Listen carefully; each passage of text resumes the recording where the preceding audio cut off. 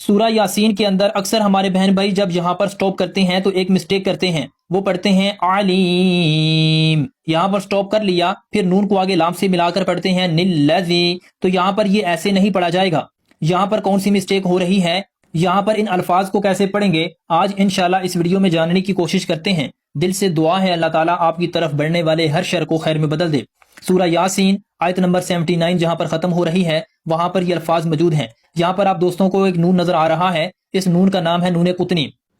اکثر اوقات آپ کو یہ آیت کے درمیان میں یا جہاں پر آیت ختم ہو رہی ہے وہاں پر آپ کو یہ لکھا ہوا ملتا ہے۔ جہاں پر آیت ختم ہو رہی ہو وہاں پر اس نون کے پڑھنے کے دو طریقے ہوتے ہیں، اور یہاں پر جب ہم نے سٹاپ کر لیا کیسے، وَهُوَ بِكُلِّ خَلْقٍ عَلِيمٌ،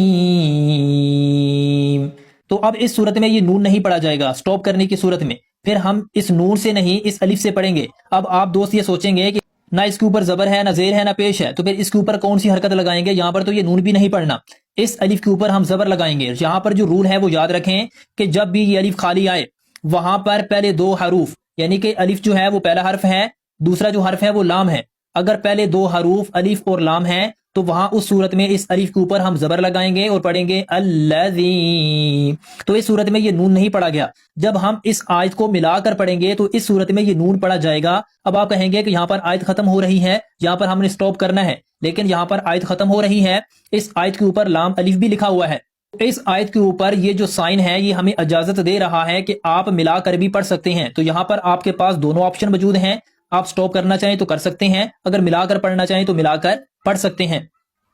سٹاپ کرنے کی صورت میں یہ نون نہیں پڑھا جائے گا، ملا کر پڑھنے کی صورت میں یہ نون پڑھا جائے گا۔ کیسے پڑھیں گے، وَهُوَ بِكُلِّ خَلْقٍ عَلِيمٌ الَّذِي